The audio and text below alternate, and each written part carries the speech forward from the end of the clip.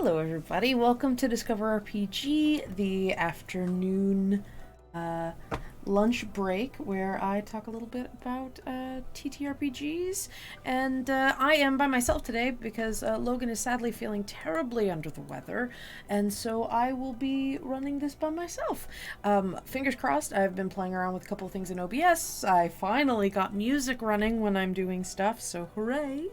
And we're gonna talk a little bit about some cool things that I've been doing lately. I've been doing a bunch of crafting and planning and plotting for D&D games, or just in general for the way I like to live my life surrounded by chaos and creativity. So I am going to be talking a little bit about some things that I found or am making or am doing right now. Let me pull up a couple of things that I wanted to also talk about. I have a friend who makes incredible D&D content on DM's Guild, and I'll be talking about that stuff today too. So Jess is one of a group of really kick-ass, Emmy-nominated writers that creates really cool D&D content, and so I will be talking a little bit about some of her stuff that just came out. I haven't actually taken a look at one of them, so it's going to be sort of a live reaction, but I'm very excited to share that stuff with you too as well today. But quickest stuff so that you guys can kind of see what I've been doing lately. I have been crafting, which is very exciting for me. It took me a very long time to feel comfortable with finding the time to do crafts. They've sort of been sitting on my shelf for an extended period of time, so I have been getting back into it, and I'm very, very excited. And so the biggest thing I've been working on lately. All right, so here's the deal. I went to a Goodwill at one point, and I found this. It's a dollhouse essentially, but you can't really see it. But there's some hinges here on the edges that would have indicated there was a door here that would have been the front of the dollhouse. But so I got this thing for like $3 at a Goodwill, and what I've decided to do with it is turn it into a little diorama space for my minis, and I'm very excited about it. It's going to be a bit of a work in progress for a while, but as you can see, I've been collecting things. I've been collecting toilet paper rolls over an extended period of time. So a lot of little cardboard pieces that are circular, and I'm debating what to do with them, to be honest. A lot of this is going to be improvisational.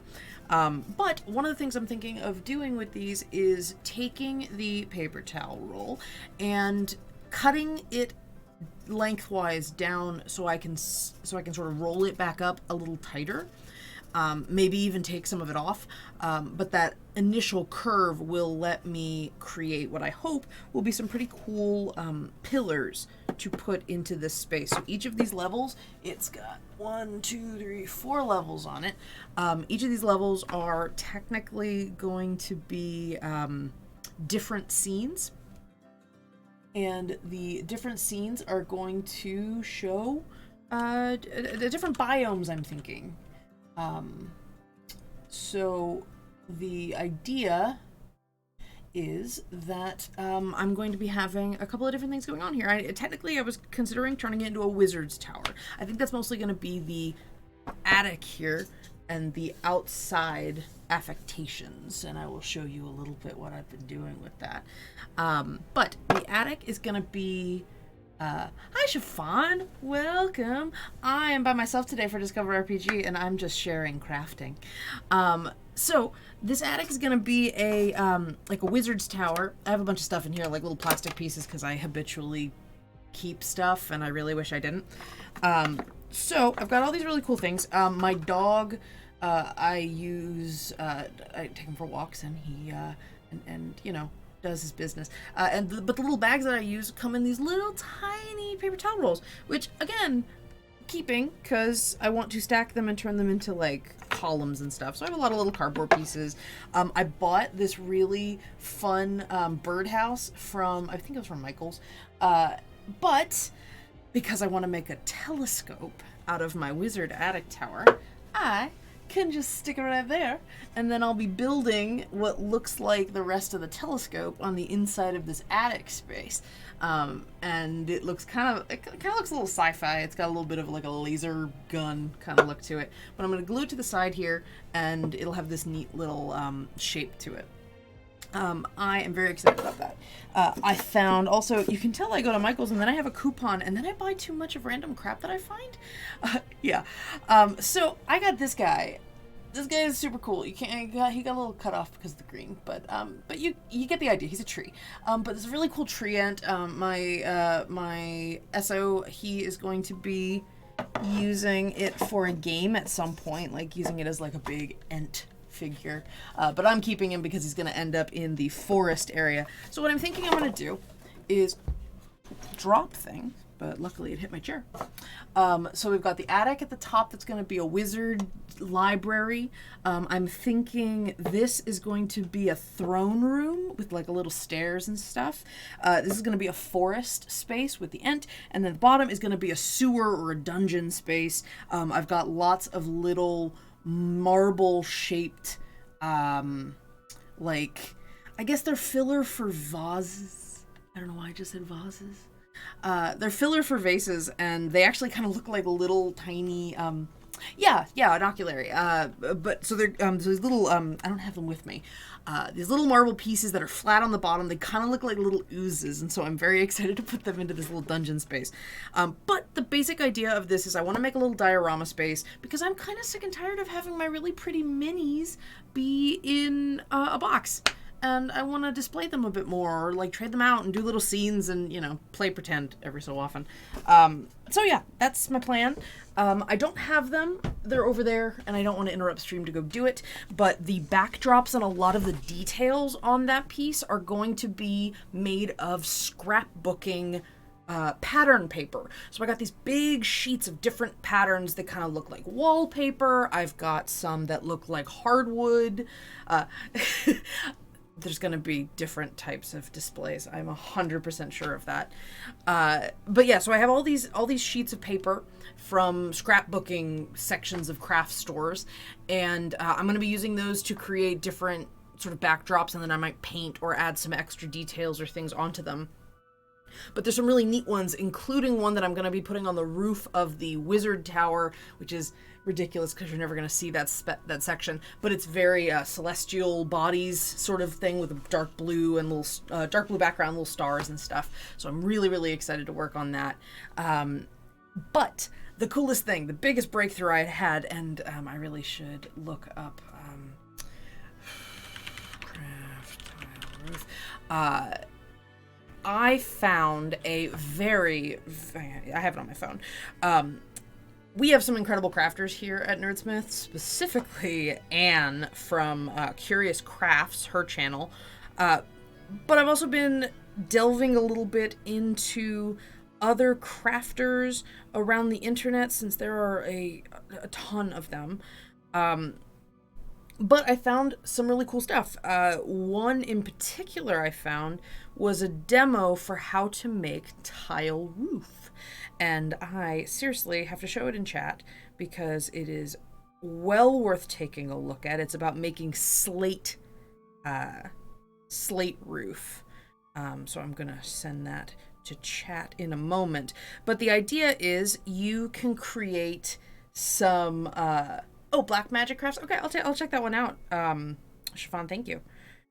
So I'm going to send that to myself because it was on my phone and not actually available on my computer.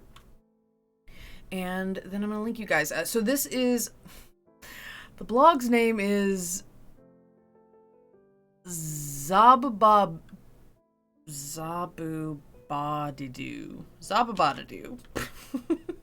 Anyway, so here's the Making Slate Roofs demo, you can kind of see a lot of the process that I've already been working with, but this particular person was using like cereal box strips to make very beautiful subtle detail, like very small. But because my wizard tower is so big, I have decided to make slightly bigger pieces. So here's what I was doing. As with the other stuff that I habitually keep in my apartment, and I'm so excited that I'm actually going to be using this stuff instead of just having it lying around. So I've got a ton of, if you know the tag, Amazon boxes, because ordering stuff online is a terrible vice, and so I keep all the boxes to remind myself of my shame. Anyway, so I've got a ton of these lids, and I've cracked open the pieces. This is just one of an entire laundry basket full of cardboard that I have. So what I did was I measured the sides of my roof for the wizard tower, which, if you see here, I actually wrote the measurements on it. It's 4.5 inches by 9.25 inches long. So I took that size and I measured the width of, I couldn't, unfortunately this was a little too short. So I went long ways and I measured 4.5 as far as I could. And then I cut this long ways in half so I could have 2 pieces per cut. And what ended up happening was I ended up with little squares that I could then cut in half again, which resulted in a tiny piece of cardboard. And then what I did was I went about halfway up the piece, measured, tried to get some even pieces. But once I did this, I made sure I used the same shape across all of the pieces so that they all had even tiles. Because what happens is when you have 2 pieces that have these identical lines, you take them, and I just realized I cut these wrong because, silly me, I did them in the wrong way, but I can make it work. So the easiest way to do it is you have these extra long pieces and then you shift them over. So then you have, you can see it here, you have tiles that are staggered. You want to stagger them every other. I measured. I sort of measured. I'm bad at it because I'm good at it. I'm good at estimating, and so it's terrible because I sometimes measure twice. Sometimes I just go, that's centered. Just see my walls. So yeah. So the idea is you get these staggered. I'll have to. I made a whole stack of these boxes. This is the second one I'm doing, the second side. But because I cut these all the way, I can't stagger them and have them be the right length for the roof because you cut all the excess. So what I'm going to do is I'm going to make 2 sets. I'm going to make one set with a certain pattern of shingles, and then I'm going to make another set that has the inverted shingle pattern so that I'll line them up and they'll match. It'll be fine. But the original pieces... I took to some spray paint. I sprayed them with black first, no, that's not the first thing I did. First thing I did was a little trick I learned from a crafter that I found on YouTube. Let me find his stuff, but I'll send a link. But he is super good at really cheap crafting. And what he taught me, which was incredibly cool, was the idea of using cardboard, but then using sand or grit or some sort of filler to cover the corrugation in your cardboard so that you get some cool detail. He was using what he called construction sand, which I think was basically just sand with some dirt and some rocks in it, which I think, in retrospect, I'll probably start using that when I'm making, say, dungeon pieces or things. But these roof pieces, I got some black sand. I went on a dollar store binge, and I bought some black sand. I'm not actually sure what it's made of. It smelled quite plasticky when I bought it. But the idea being that you...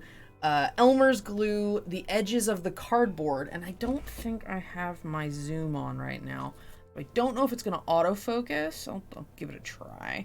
Here, I'll turn on autofocus. Let's see what happens. So if you can't see it, there we go. So this is the after, or rather, this is a better way to see it. This is the after effect of gluing black sand onto the edges of a piece of cardboard. You see some of the edges, and it gets rid of the corrugation, which you would normally see, say, like that side. You can see the corrugation. Then I'll talk about the texture. Then I sprayed it in black. This is the back, so I didn't care. I just wanted it to have one layer, but you can see the numbers and stuff. Then the other layer I sprayed black. Then I used a texture spray paint, which was kind of cool. I got it for like $5 or $6 at Walmart. Again, feel bad buying it there, but you know. And it comes out as this really kick-ass like roof texture. And so this really kick-ass roof texture is going to look amazing. And just as a sort of final, I guess, concept piece for you to see, this is what a chunk of this roof now looks like. It's a little hard to see. I'll see if I can get it at a right angle so that you can actually see the effect. So, there are my roof tiles. They look super awesome. And you stagger them, and then you cut them, and they look like shabby... oh yeah, it makes a lot of noise, sorry. But yeah, and it makes this sort of shabby looking roof texture, which you can kind of see here. And this is what's gonna be on the side of my wizard tower. It's gonna end up right here. And I'm gonna line it up and glue it up the side of the building, and I think it's gonna look super freaking cool. And so yeah, I'm gonna do that on both sides. I'm gonna have to be a little more careful with the second side because I'm going to have to make a cut or something, make a circle to go on the roof. So I'm gonna make sure I have to cut that piece. Once I assemble the roof, I'm gonna have to like trace a circle or something, and then maybe thread this in. Maybe because there's a little bit of a lip, I could probably do that.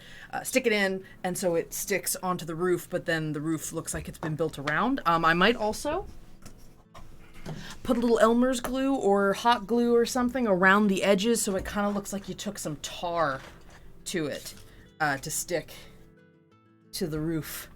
But I'm really excited. So that's my hugest project right now. I have had this thing I have moved twice with that.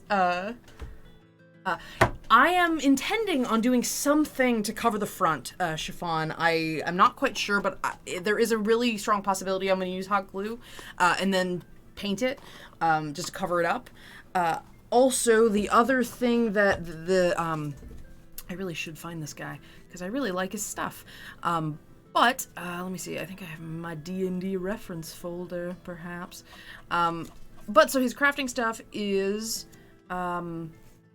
also showing you that, or when you that I lost my words. That happens sometimes when I get really excited. So if you find some corrugation and you cut only one layer of the cardboard, not through the whole thing, just through the top layer of the cardboard, you will create enough of a give that you can fold a long piece long ways and then create like that roofing tile that goes over the tip. So you have that on top of the roof, you'll have that little curved molding, I guess we'll call it, to go on top. So I'm going to do that too, and then I'm going to spray it with the texture and pop that on top so it'll cover where the two tile things converge. Oh yeah, I have been doing plenty of like figuring out how to research, and I think I should just Google this guy and find his stuff. He's pretty well known. The DM's Craft. This is the guy that I've been following. This is specifically the video that I learned the sand trick from. It is very cool. Highly recommend you check him out. Yeah, so I have a bunch of it. I'm gonna be covering the sides of the, I haven't done it yet, I gotta practice, but I'm gonna be covering the sides of the wizard tower with like cobblestone texture. If you can, I don't think you can really see. This is years ago. I drew the backside of a dragon because my intention was to paint the backside of a dragon on this thing. I might still put a window. I'll think about it. I might still put a window in here. But the idea was originally I was just going to paint it because I had no concept of what I was going to craft. So this is going to get covered with cobblestone texture that DM's Craft actually teaches in one of his modular dungeon tiles tutorials that he does.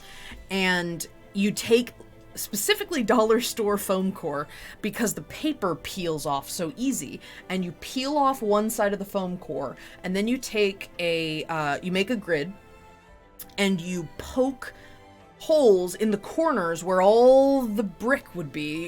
It doesn't have to be a specific grid, but you make all the shapes of the bricks and you poke holes to create that dip, that indentation between bricks, and then you take a soft palette knife or something and you just trace the lines and you create this beautiful like cobblestone brick texture that he then coats in Elmer's glue and then spray paints to the Elmer's glues to protect the paint, the foam.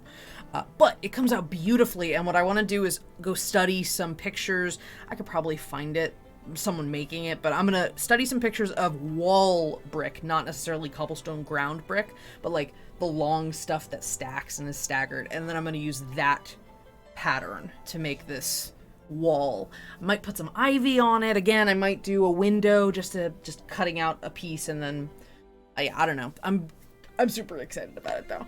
So that is my big project. I am so lazy about editing videos. It's hard for me to make... I want to make tutorials or at least show off what I'm doing, but it seems like just sitting here with a show and tell style might be the easiest way to do it. So yeah, that's what I'm working on right now. I also have been doing a couple... I like that. The sort of vertical wood thing. I will definitely be poking around my Pinterest page looking for visual inspiration. Very good, Chiffon. So the other thing that has been going on lately is my husband. He is I don't want to air his like personal identification information, but he's an attorney, and at his office he has organized a D&D game, and so every week I think today, because it's Wednesday, every week he and a couple of friends at the office get together and play D&D, and he's running this beautiful game where he decided a few sessions in, he decided that his players were actually hosts in Westworld, in like a fantasy medieval park, and that they were essentially NPCs that had stumbled upon the PC character creator in this Westworld. I think he's literally using Westworld proper names for it. But they figured it out eventually that they were these sort of artificial people, and they're exploring the world that they exist in now because of that. But what is really, really cool, he was so excited when he told me. He's like, Angela, they're in Westworld. But the coolest thing about him running that game is it's in person. I run so much and play so much digital gaming. I don't get to play around with crafting at all. And I've missed that, and I'm actually really excited because I get way more into that stuff than he does, but he is 100% willing to let me make stuff for him. So we're going to be working together and kind of busting out all of my cardboard and crafting, and always take a look at anything that an object is packaged in, because there's really cool shapes and you can kind of cheat your way through neat, inspired locations. So we're going to be building a lot of cool stuff for them. But I've also been really getting into the idea of fun, crafty, tactile activities. So he got a set of wooden puzzle boxes for I think it was a Secret Santa this year at his office. But I saw these, and they go in range of difficulty. This is apparently the easiest one. It's very hard if you're not used to physical puzzles, and if you don't have the instructions right in front of you, it is near impossible. So this thing, I'll see if I can take it apart without breaking it, which is probably not possible. So this sucker breaks. Of course, it breaks. That's the end of the sentence. It breaks. Breaks into many little pieces, which I then just dropped. So, okay, this star comes in little pieces, and I'll put it together another day. But the idea is you have this little piece of paper that shows you how to put this back together, which I have put it together several times now. But I dropped the pieces, and I knew when I tried to take it apart, it was going to fall apart. So we have these little pieces, and what he's going to start doing is they're going to go through a dungeon at one point, and they're going to find each of these pieces in different rooms, and they're going to collect them all. And then we took the little instruction booklet, which is very cheap and looks like it came from Target. We're going to take that booklet, and we're going to scan it into a computer, and then we're going to print it out on nice paper. We're going to age the paper, and they're going to find the instructions to how to put this arcane puzzle back together. So that's a fun thing you can do if you're in person with your party. The other thing, which I'm so excited, I keep seeing cool stuff, and then I go, oh, this would be so cool. So I really need to run my own game at some point because I want all the props. But I don't have it on me. But let's, for the sake of argument, use this. So I found at, again, a dollar store, in the kids' education section, which is a very odd place, or actually a really, really freaking good place to find stuff. I found, this is not it, I found a cube.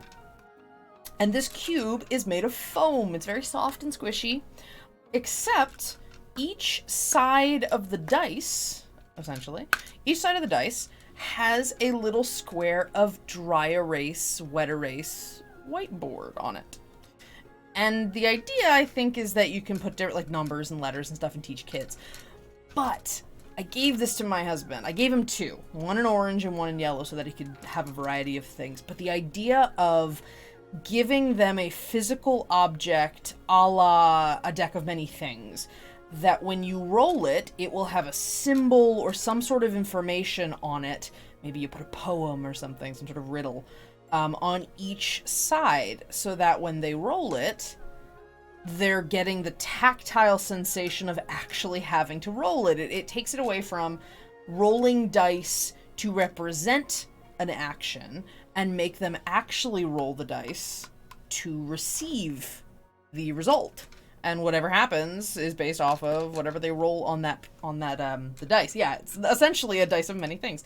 And I loved this idea, so I got two of them. Again, it was at the dollar store. Highly recommend just going there and buying too much shit.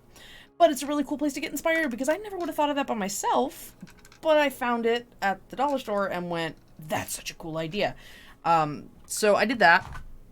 And I should really have him put a beholder on one side of the dice. It's not actually that big of a die. It's like this big.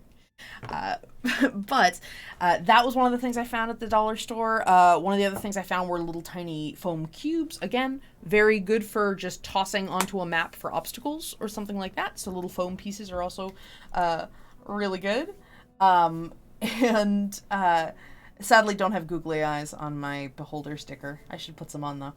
Yeah, I'm trying to think of what other little so one other big activity that I thought was really funny. I have a little wooden key that I pried off of something because I wanted to use the object but not the key that was appliqued onto it. So I have this little key. It doesn't have to be a little like ornate art antique key, but we do have one of those. That's a good idea. I have a bottle cap opener that's actually looks like an old antique key. But I told my SO to throw this backpack at them. Let me clarify. Not throw a backpack at them, but to give them a backpack. Lots of pockets, lots of weird stuff. You put the key somewhere in the backpack, in a pocket, somewhere in it. You give them the backpack. You tell them you found a bag. You found this pack. And then you just turn a timer.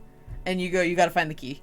You gotta find a thing in it. Like, whether or not you say, like, there's spikes like falling from the ceiling and you have to find this key in this bag before it's too late, like that sort of thing. You could put a time pressure on it.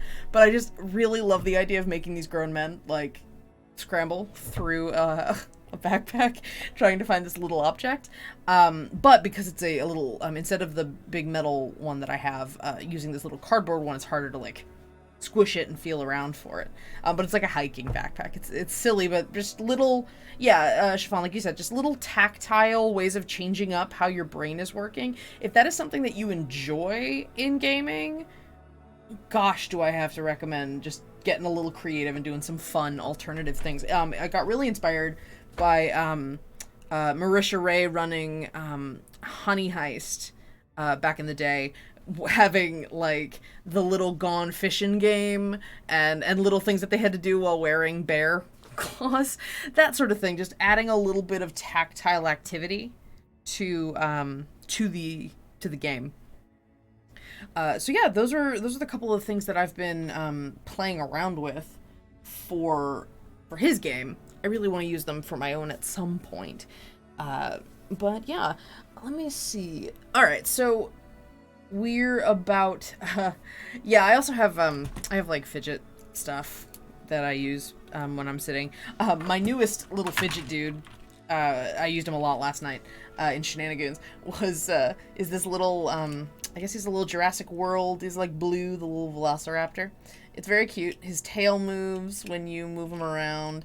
His everything is very like shaky. It's super cute. I used him. But yeah, so his mouth moves, and he's very, very cute. He's very cute to just, like, hold, and, I put a little Twitter thing up of him stuck to my finger. Very fun to just kind of fiddle with the mic off, so I don't bother anybody with it. I'm also a compulsive pen clicker, so I need to be mindful of that. Also, this is not necessarily a, aw, that's super adorable. I won't tell anybody. If you still want to do that. Other thing, again, I'm just a habitual dollar store, craft store, discount store person. I got this, I showed this off on Twitter, but I got this little potion bottle. It said, very good, Chiffon.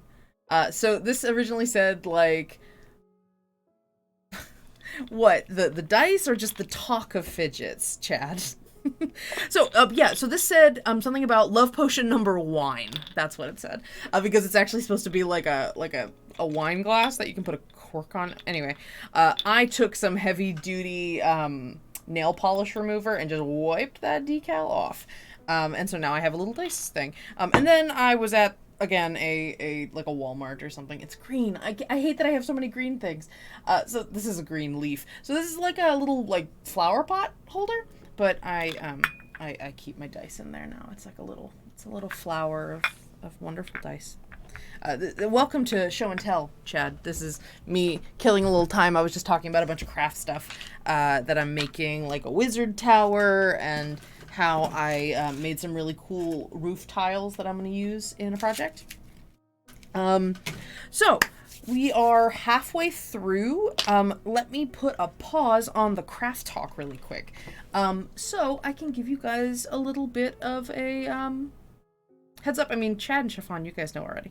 But anybody who might be watching that doesn't know, Nerdsmith is the network that we're a part of. You can see right there.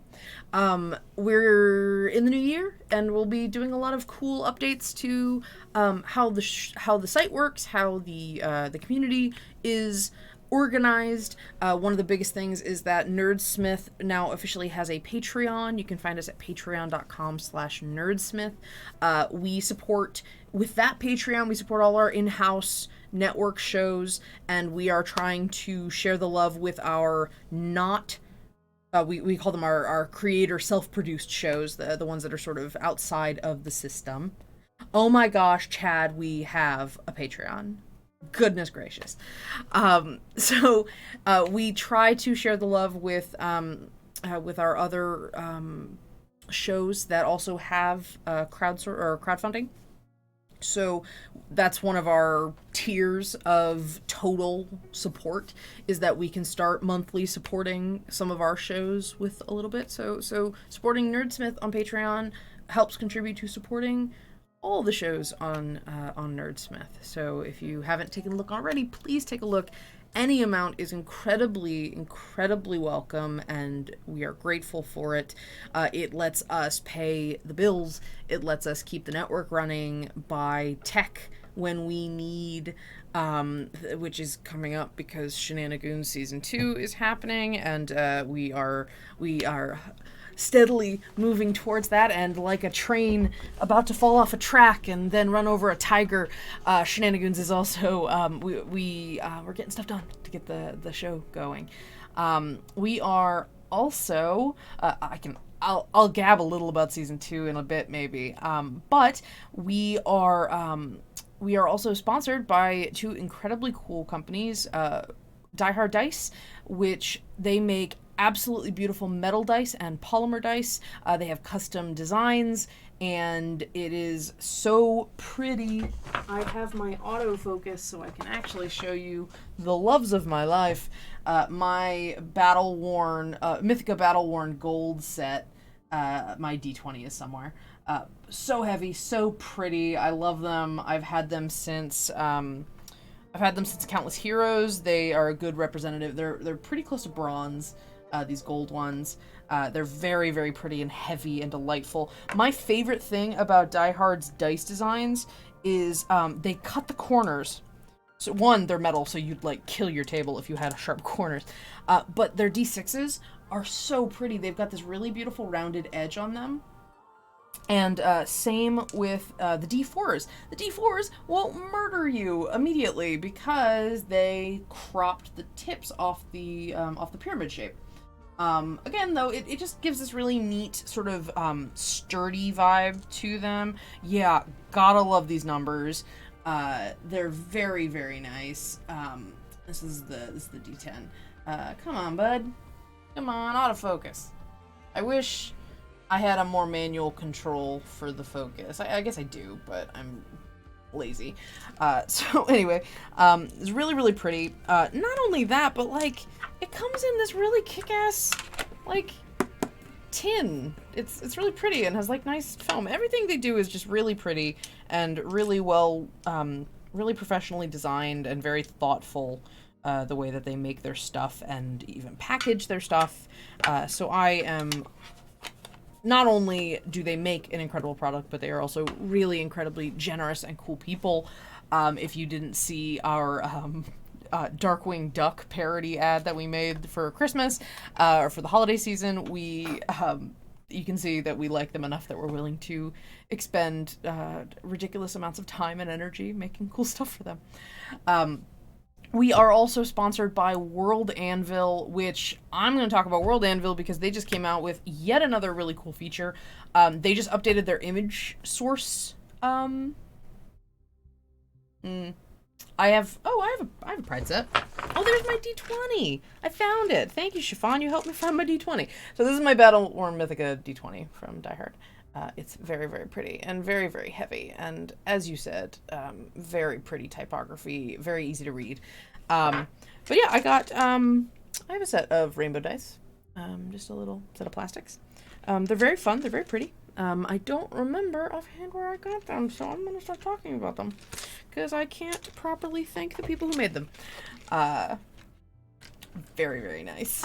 World Anvil. One of the coolest things about World Anvil is that Demetrius, the head tech CEO, well, he might not be CEO, but he is the lead programmer and the creator of noted Chiffon, thank you. Demetrius is the creator of World Anvil. Janet is the CEO, and they are partners. And they've just created an incredible product and a really amazing community. But every time I turn around, I'm on their Discord channel. You should definitely check out World Anvil's Discord. They are, I don't know, I was not in charge of, I don't know how to turn on the bot, so the bot doesn't exist. It's fine. Go to worldanvil.com. But Demetrius is constantly upgrading. He may have a coding team, but he does the lion's share of the work on the website. And so what he does is he will just ping everyone on the Discord and let them know, hey, we have a new feature. This is for guild members, or this is for the public. And they're just constantly upgrading. And Demetrius has a background in user interface design. And so he is very passionate about constantly updating and making it easier and making it better as he goes. He worked so hard over the first few years of World Anvil making a functional, thorough website, and now he is on a phase of making those features just feel really easy to navigate and easy to use. And World Anvil is incredibly robust. There's a lot there to explore. It's easy to maybe feel a little overwhelmed by how much there is, but their community is incredibly receptive. They're very helpful. They have incredibly good documentation for a lot of things that they have, and a lot of that's community built, not just Janet and Demetrius doing it, but there's lots of videos and lots of tutorials and things on how to use World Anvil, and there's lots of new ways to figure out how to use World Anvil, so highly recommend it. If anybody hasn't actually gone, we don't have a code for World Anvil, but Discover does have a code for Dire Dice. So awesome. I'm so glad that Scott rang the World Anvil bell for you guys.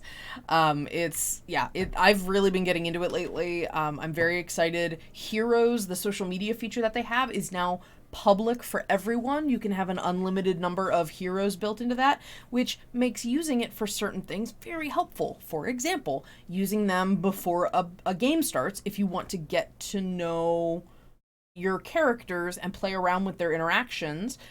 We might be doing that on Goonies Season 2, is start publicizing our social media, our heroes' social media, so that you can kind of get a vibe for our characters before we start, and while we're trying to figure them out. So there'll be cool pictures and videos and like basically Pinterest stuff kind of all over our character social medias. So yeah, Die Hard Dice. You find them out at dieharddice.com, and World Anvil at worldanvil.com, and Nerdsmith at nerdsmith.org, and those are our beautiful sponsors. Very excited.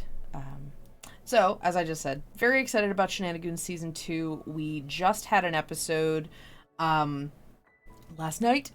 We're all kind of hungover emotionally from it. It was very good.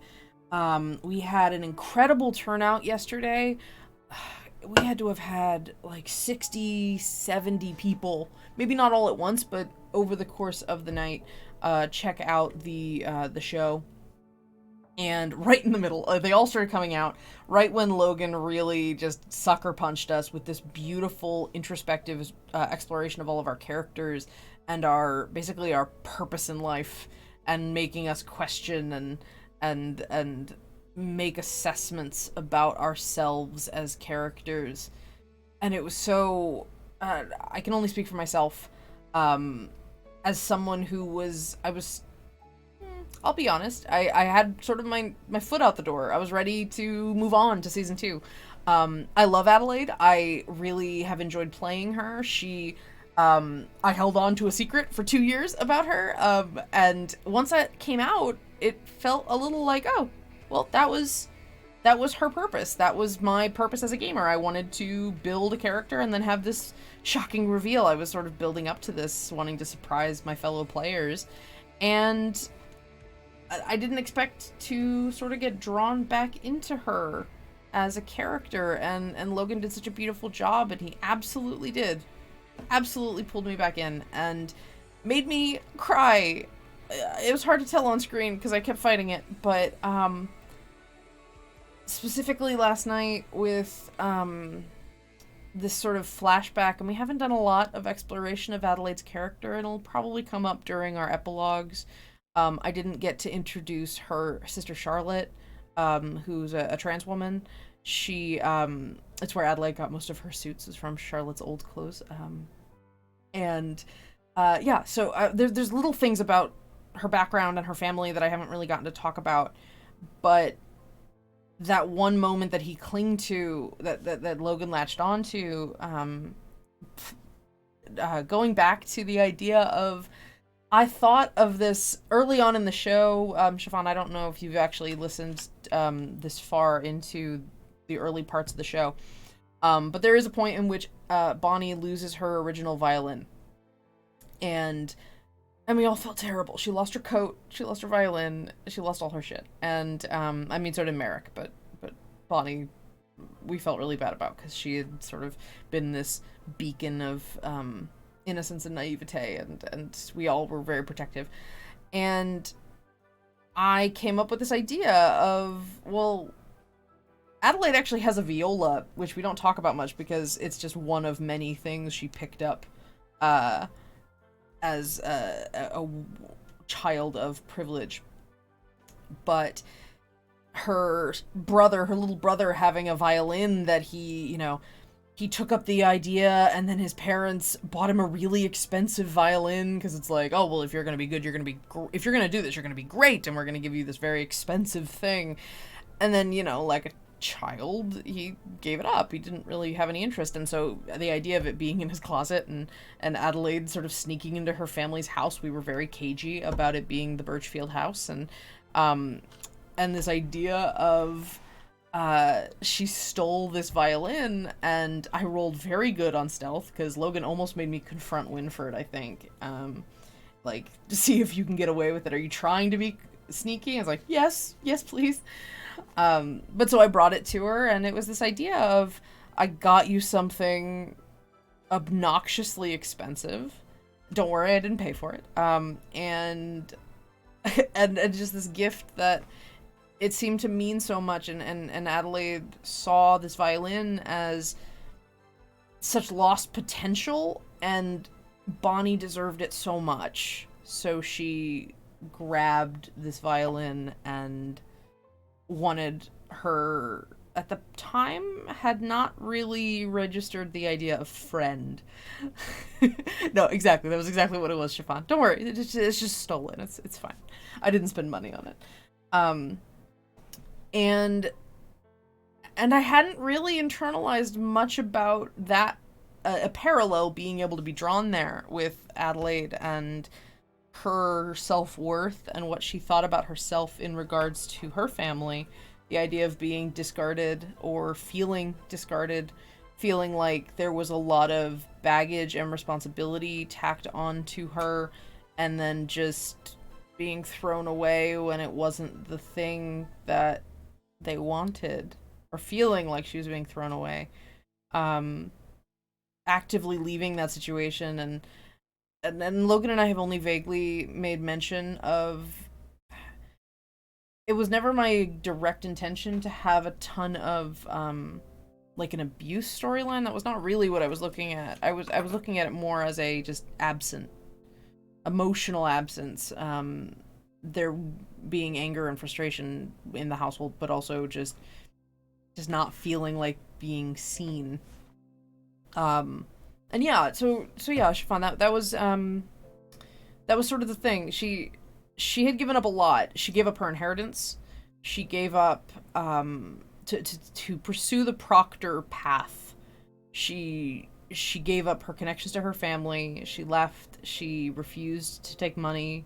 The major domo of the family, her sort of pseudo father, who again we never really met in the show, would offer, would you like your stipend or your allowance? And she wouldn't take it. So she lived in sort of a dingy little apartment and spent the money she could on mostly tailoring of nice clothes so that she could put her best foot forward. And yeah, so she very much doesn't abide idle wealth, or she wants people to do something with the power and prestige that they earn or are born into. If you're born into it, at least do something with it. You can't really change that. You could give it up if you wanted, but if you honestly think you can make a difference, the other completely legitimate option is to use it to help people. So yeah, that's where she comes from. I realized I went way too into this. I love my characters. So anyway, I love Adelaide. Yeah. Addie's a commie. She is all about redistributing wealth. She'd never been about making money or loot off of it was always about knowledge. It was always about learning more. And obviously she and her father have a very different definition of what the Birchfield should be. And she doesn't want a desk job, so I don't... It's gonna be so interesting talking about her epilogue. And I will probably say this again during the epilogue. I don't know what would make Addie a happy person. Um, she's sort of always wanting something. I mean, that's just people want things. But she... Yeah, I don't know. I might have to make a, Yeah, I don't really know. She's ace, but not aromantic. She's not opposed to the idea of children or marriage. She wants to find someone that would understand her and would get it, that pushing forward and seeking more is a okay way to live your life. But yeah, I don't know what she'd do. I don't know what would settle her, if anything. I don't know what her epilogue looks like. So I'm very excited to hear what Logan has to say about the direction of our characters by the end of this. I don't know. So yeah, I'm super jazzed. With Adelaide, also comes considerations of what I'm doing next, and I don't want to give too much away. But we've been really working on our characters very hard. We just got our artist for season 2, for campaign 2. They're amazing. I'm so excited to work with them. I'm about to give them their references for our art, so we'll have some a very different style than our season 1 art. It's going to be a little more, for lack of a better term, it's going to be a little more Steven Universe-y, a little more cartoony. We're going to lean into the silly a bit. Only in terms of visual. I think we're still gonna be crying half the time.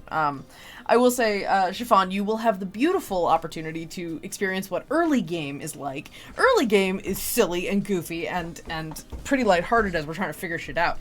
But then Logan finds out where our weak spots are and sticks knives in, and we say, please, can we have another?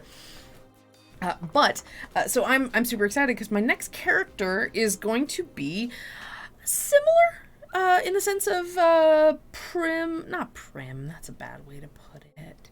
My next character is going to be on the wrong side of the law, but she's very interested in making friends. She's still very fancy, but, she's gonna have a fun little, anarchy streak in her, kind of like Adelaide. But yeah, I'm just super excited to play her. And should be tomorrow getting my my costume prop for it. So I'm very excited. Someone who is enjoying the fuck out of life, despite maybe some trauma or some bad things that happened to her in her past. But she's very much embraced and she loves people. That's my biggest challenge for next season, is I'm going to play somebody who wants so actively to know about other people. I want to fight the impulse that I have sometimes as a player to,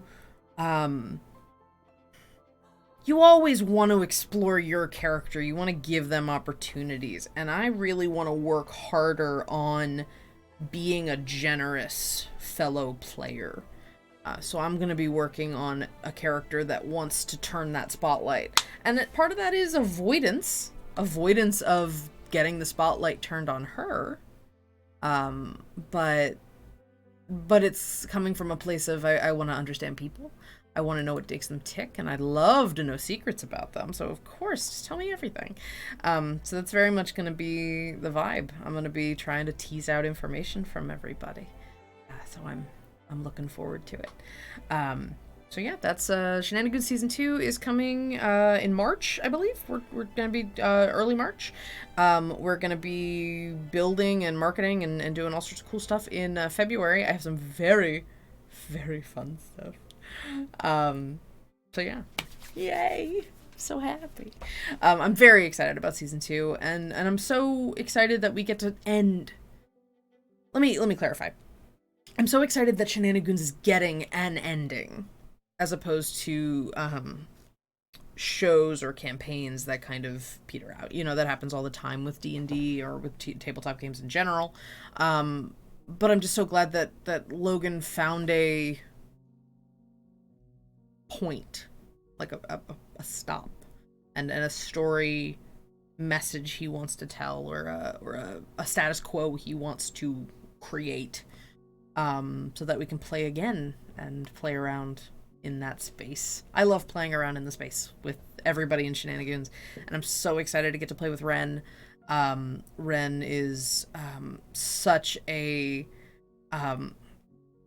delightful person, and I'm really, really excited to see what they bring to the cast. Logan keeps, you see little sweat beads. Oh god, 6 players. He did it to himself, so it's fine. But I'm very excited about next season. We've been pitching titles.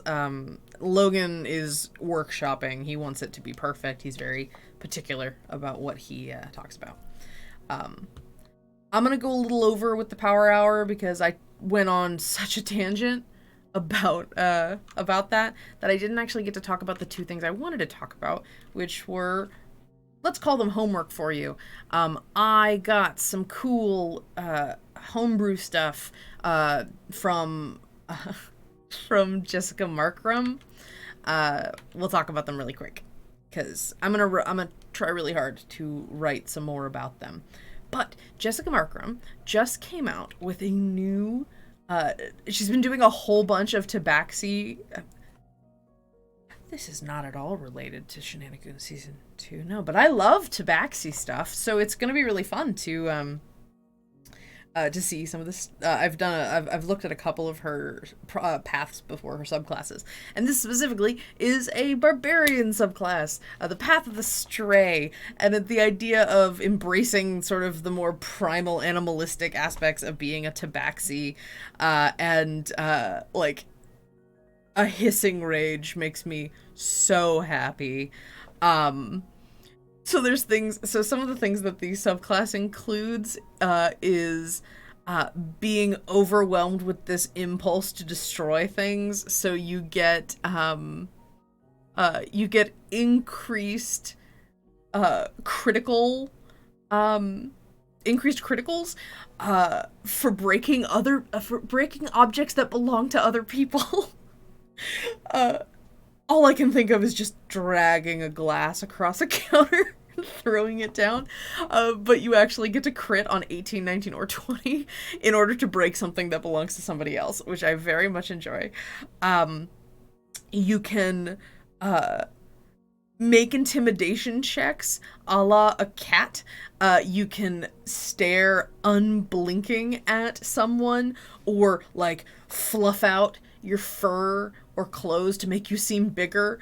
And when you do this, you get a proficiency increase, a doubled proficiency for intimidation, and you can't be frightened or charmed by the creature, and you count as 1 size larger.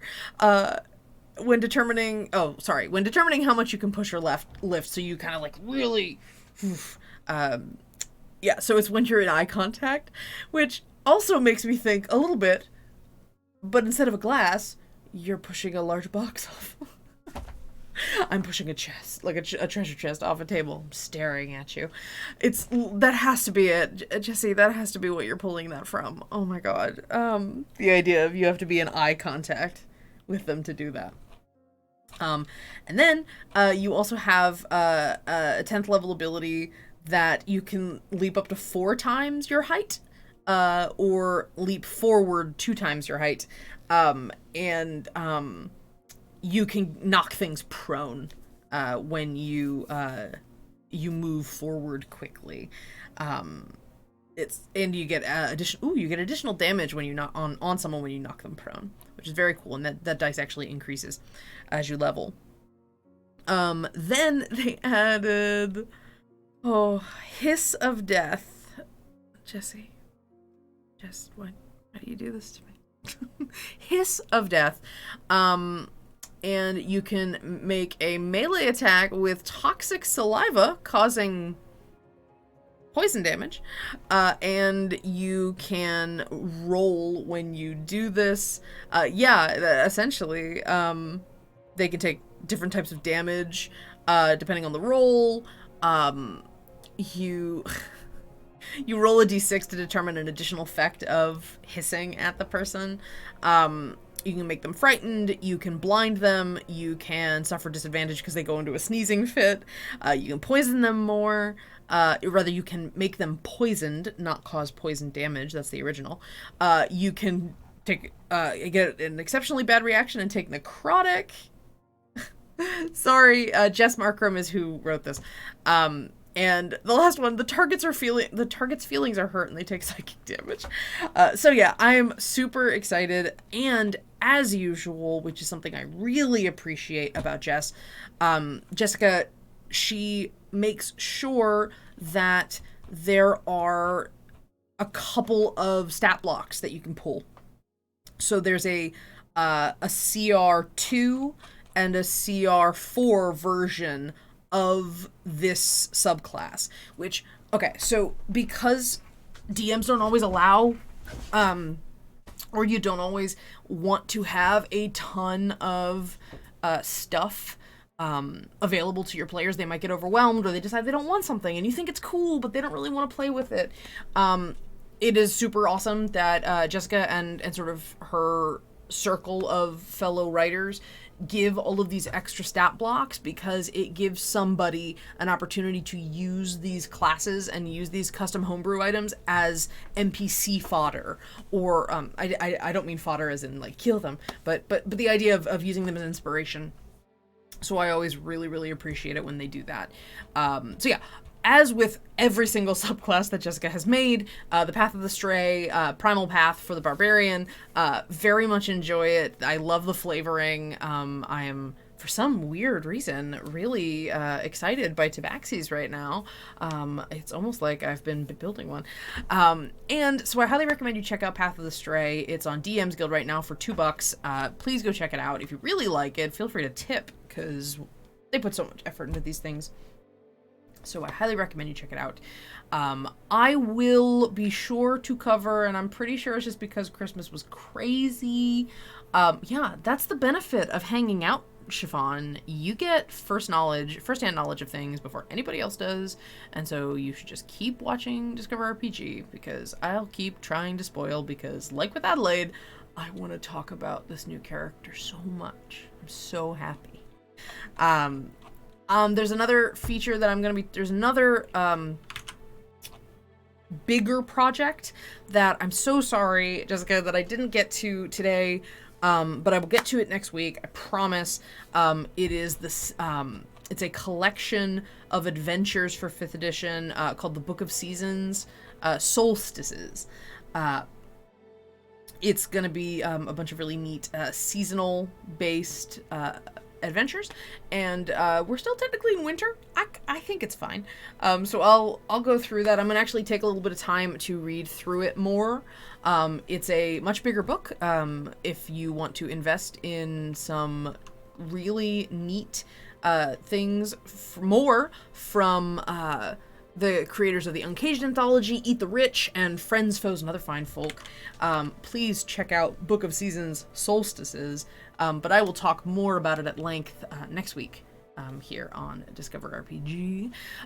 We are, again, as I said last week, we're going to be transitioning this into not just being Discover RPG Power Hour. This might turn into the Nerdsmith Power Hour, and the idea will be Power Hour will exist here on Wednesdays as usual, but it will also be whenever we feel like it. So if a Power Hour gets started, you will hear about it if you follow us on Twitter at WeAreNerdsmith. We will start playing video games, we'll start hanging out. We just want to do a bit more as ourselves and not just as characters. And if that's something you like, please come hang out. The Wednesday will always be let me rewind. The Wednesday is me and Logan. I don't know if it's always going to be us, but we have a ton of fun with being here. It's sort of our our little meet and greet for each other every week. We hang out on Wednesdays, and we are so happy that we get to stream it for you guys because we like talking to you. You guys are super cool.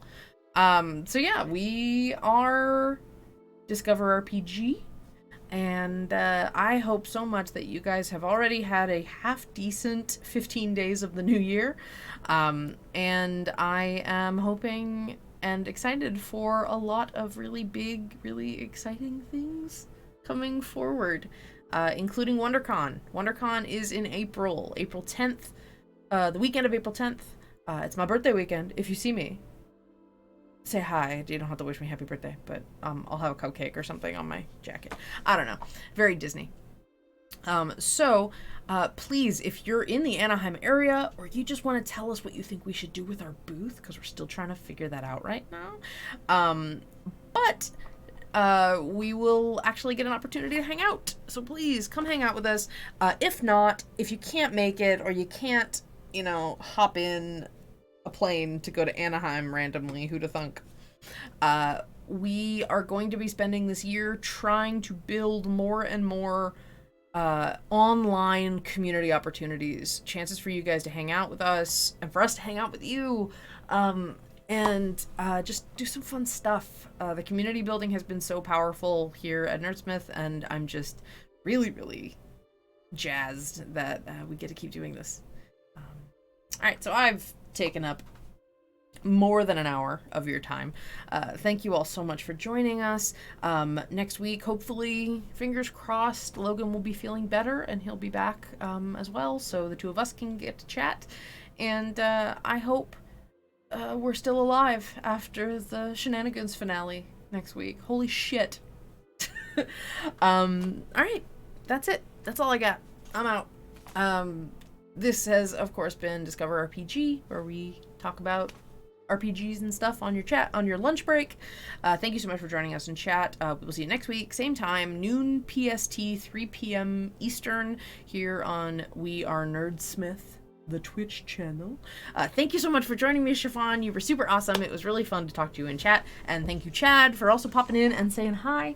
And I will see you next week, like I said, same time, here on Twitch. Please have a lovely rest of your week. Power through if you have to power through, or enjoy the crap out of it if you're already having a good time. And please do me a favor and be good to each other. See you guys next time. And stopping stream. Beep, beep, beep, beep.